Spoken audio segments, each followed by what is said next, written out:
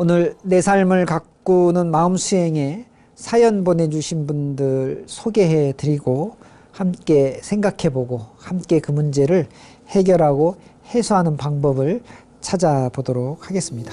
먼저 5160 불자님께서요. 스님, 3000배에 꼭 도전하고 싶은 새내기 불자입니다. 그런데 제 무릎이 좋지 않아서 하루에 3000배를 다 못할 것 같습니다. 3000배를 꼭 한 번에 다 해야 하는지 궁금한데요. 3000배를 일주일에 나누어서 하면 그 공덕이 줄어들까요? 하고 질문 보내주셨네요. 5160 불자님, 3000배를 숙제하듯이 하는 것은 그렇게 좋은 방법은 아닙니다. 그런데 또 이 5160 불자님께 3000배 얘기를 하시니까 저도 조금 부끄러운데요. 출가하고 나서 나는 3000배를 몇 번이나 해봤지? 라고 생각하니까 좀 부끄럽습니다. 그것도 막 신심이 나서 한 것보다 여러 대중들과 함께 해야 될 상황에서 했던 3000배 기억이 나거든요. 많이 하지 못해서 부끄럽기도 합니다. 저는 개인적으로는 108배를 시간 날 때마다 합니다. 그런데 3000배는 많은 시간과 노력을 투자해야 하기 때문에 쉽지 않거든요. 그런데 이제 질문하셨으니까 아주 기본적이고 기초적인 것이지만 절의 의미에 대해서 다시 한번 생각해보고 좀 지나갔으면 좋을 듯 하네요. 절은 첫째, 참회하는 방법입니다. 둘째는 하심, 마음을 내려놓는 대표적인 방법이죠. 세 번째는 신심을 불러일으키는 아주 좋은 수행법입니다. 숫자만 헤아리는 것은 사실은 이 절이 갖고 있는 근본 의미, 참회나 하심이나 신심을 불러일으키기보다는 극기훈련 같은 것이 될 수 있겠죠. 여러분, 우리는 중생의 몸을 가지고 있기 때문에 허물이 없을 수가 없습니다. 알고도 짓고 모르고도 짓죠. 그런데 허물을 짓는 것보다 더 큰 잘못은 허물을 짓고 참회할 줄 모르는 겁니다. 출가 수행자든 재가신자든 승속을 넘어서 자기 반성을 하고 참회를 하는 것은 삶에 있어서 아주 아름다운 모습입니다. 이게 수행의 큰 방편이기도 하죠. 그래서 절의 의미를 제대로 이해하면서 참회하고 하심하고 신심을 내면 이 횟수나 순서는 큰 문제가 되지 않습니다. 일념 3000이란 말도 있습니다. 한 번을 해도 3000배의 공덕이 있을 수 있고요. 3000배를 해도 한 번의 공덕이 없을 수도 있습니다. 그렇게 따진다면 3000배라고 하는 횟수에 우리가 좀 집착하지 말고 그저 열심히 한번 해보는 것입니다. 3000배를 하는데 총 8시간, 9시간이 걸린다고 하면 횟수를 세는 것보다 8시간, 9시간, 10시간을 꾸준히 절을 하면서 내가 하고자 했던 3000배의 노력을 완성시키는 것이 훨씬 더 좋은 수행 방법이 아닐까 싶습니다. 질문처럼 나눠서 해도 괜찮으니까 그저 열심히 한번 해보는 그런 우리 5160 불자님 되셨으면 좋겠습니다.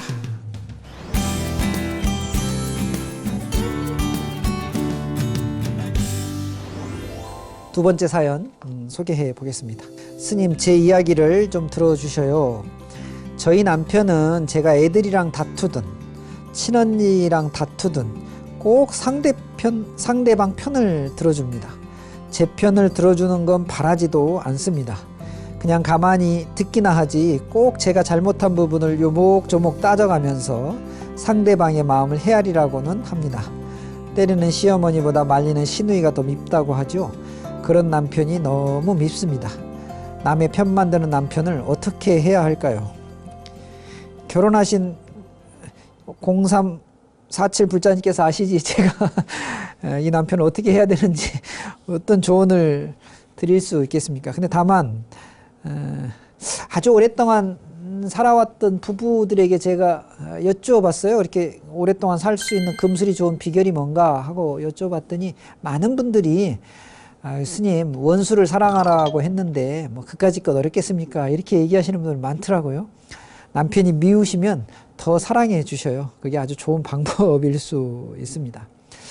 그런데 이 질문을 좀 보니까 이 미운 것이 남의 편을 지금 들어줘서 미운 것이잖아요. 그런데 남편이 나쁜 사람인가요? 본인의 마음에 들지 않는 것이지 나쁜 사람이라고 보기는 쉽지 않습니다. 또 하나는 남편이 상대방의 편을 들어주는 것은 어떻게 보면 습관이고 버릇인데 이 습관과 버릇을 고치는 거 역시 쉽지 않습니다. 결국은 인정하고 살아가는 것이 훨씬 좋을 수도 있습니다. 속은 터지죠. 그래서 수행하는 겁니다. 편안하면은 수행이 잘 안 될 수도 있으니까요. 남편이 미우면 기도를 한번 해보셔요. 남편에게 하는 참회 기도 같은 건 더욱 좋습니다. 누구나 살면서 크고 작은 문제들을 다 가지고 있는데요. 먹고 사는 큰 문제만 해결되면 사실은 큰 문제가 아닌데 이런 문제가 크게 보이는 것이에요. 내 마음에서 일어난 서운함, 또 미움 이런 것들이 나와 남편의 문제가 아닌 다른 사람에게 영향이 가지 않도록 조심하셔야 됩니다. 정말 문제는 거기에 있습니다. 이 두 분의 어떤 이 서운하고 미안한 감정이 이 가족을 이루고 있는 다른 공동체에게 잘못 전달이 되거나 잘못 비추어지기라도 하면 가정의 화목, 가정의 어떤 단란함이 깨지는 건 너무나 쉽습니다. 그걸 원하시지는 않으시죠.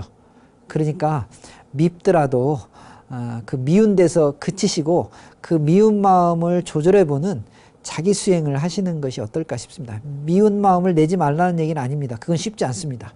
미운 마음이 일어나는 건 할 수 없지만 그 미운 마음을 조절하고 그 미운 마음을 조금씩 없애는 그게 바로 수행이니까요. 내 삶을 가꾸는 마음 수행에 함께 동참해 주셨기 때문에 제가 0347 불자님께 스스로의 마음 공부를 잘 좀 하십사 해주십사 하는 그런 부탁을 드려봅니다. 남편 나쁜 사람 아닌 것 같으니까요. 너무 미워하지는 마시고요. 참여기도 한번 해보시면 좋을 것 같습니다.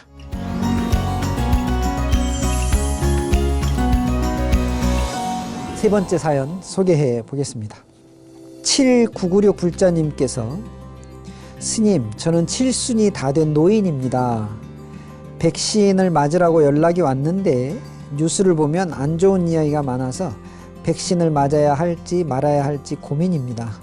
저희 애들도 아들은 맞으라 하고 딸은 더 기다려보라며 말리고 있습니다. 어떻게 하는 것이 좋을까요? 라고 사연 보내주셨는데요. 요즘 코로나19의 백신 문제가 또 여러 가지 말들이 좀 많은 것 같습니다. 더군다나 이제 부작용에 관련된 이 백신에 대한 불신이 많은 분들을 불편하게 하고 혹은 좀 두렵고 무섭기까지 하게 하는데요. 그런데 중요한 선택의 순간에는 언제나 자기결정이 사실 중요합니다. 자기결정의 기준은 어떻게 잡아야 될까요? 남들이 하는 이야기는 그것이 비록 자식이 됐든 아주 가까운 사람이 됐든 내가 아닌 다른 사람이 하는 이야기는 조언 정도로 받아들이시면 좋을 것 같고요. 온전히 오로지 자기결정을 하셔야 되는데요. 우리가 불자니까 불자의 자기결정의 기준은 조언 플러스 진리에 대한 말씀을 가지고 기준을 한번 삼아 보시는 것도 괜찮을 것 같습니다. 저는 이제 부처님 말씀, 진리의 말씀을 조금 이제 변화시켜서 조언을 제가 좀 드리자면 이런 것이죠. 백신을 맞지 않고 건강에 살아가는 확률하고 백신을 맞아서 위험해질 그런 확률, 이 확률을 비교해 보는 겁니다. 백신을 맞고 부작용이 날 확률이 더 큰지, 백신을 맞지 않고 건강하게 될 확률이 더 큰지를 놓고 본다면 뭐 선택의 여지가 없습니다. 별 탈 없는 무탈한 쪽으로 당연히 선택하고 결정하셔야 되겠죠. 부작용이 날 확률은 아주 적습니다. 그런데 백신을 맞지 않고 이 코로나가 전 세계에 퍼져 있는 이 삶을 살아가기는 몸에 병이 들 확률이 훨씬 더 커지는 거죠. 적은 쪽의 확률을 택하시는 것이 훨씬 지혜롭고 현명한 판단입니다. 모든 상황에 대한 판단은 결국 자기가 해야 되는데 그 판단이 나의 생각이나 주변 사람들의 생각이나 아닌 객관적인 기준, 이런 것들을 좀 사실적이고 과학적이고 진리적인 기준, 이런 것들을 좀 따라가실 필요는 있겠다. 그리고 그런 결정 기준이 빨리 만들어지면 확실하게 또 신속하게 판단 내리시는 것이 훨씬 좋습니다. 그리고 저는 오히려 아버님, 어머님의 입장이시니까 아들, 딸들을 설득시켜 주시는 게 훨씬 좋습니다. 가족이 걱정하지 않도록 걱정하지 말아라. 내가 잘 맞고 건강해질 것이다 라고 오히려 아드님, 따님에게 주의를 환기시켜 주시는 것이 훨씬 좋을 것 같고 그렇게 표현하셔야 됩니다. 그래야 그분들의 걱정도 좀 줄어들면서 그럼 아버님 또 어머님 백신 맞고 오시죠 라고 쉽게 동의들을 해주시지 않을까 아마 싶습니다. 백신에 대한 불신, 걱정이 있는 것은 사실이지만 그러나 백신을 맞지 않으면 더 큰 불행을 야기할 수 있기 때문에 확률이 적은 쪽으로 빨리 선택하시고 백신 접종하셨으면 좋겠다 하는 말씀을 좀 드려봅니다.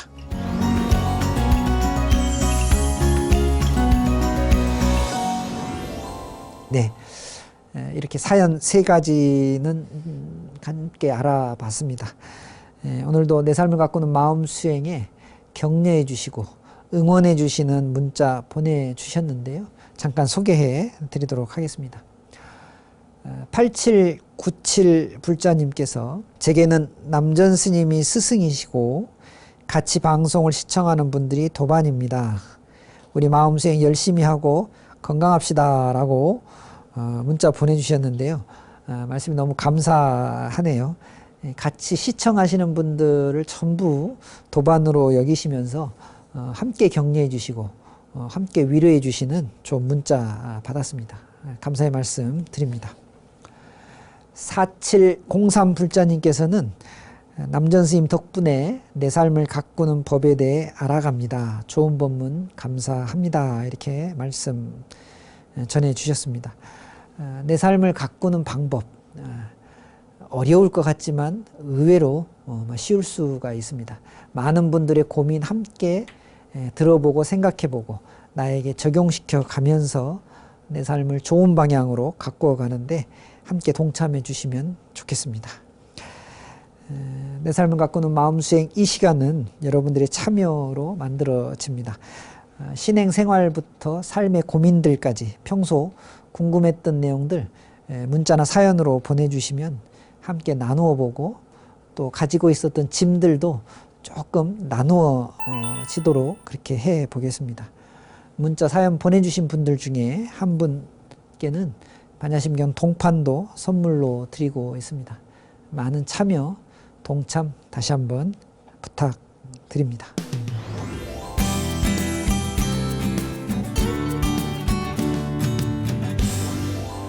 오늘 남전 스님이 전하는 부처님의 말씀, 가르침 순서입니다. 시기적으로 조금 있으면 이제 단오절이 됩니다. 날씨도 참 더운 시절인데 예로부터 단오하면 빠질 수 없는 게 부채가 있습니다. 하선동력이라고 했죠. 여름에는 부채를 나누고 겨울에는 달력을 나눈다 이런 말씀이 있는데요. 요즘은 에어컨 같은 전기시설들이 있어서 부채는 그저 그냥 들고 다니는 소품 정도로 됐는데요. 통도사에 주석하셨던 경봉 큰 스님께서 부채에 관한 법문 말씀을 해주신 것이 있습니다.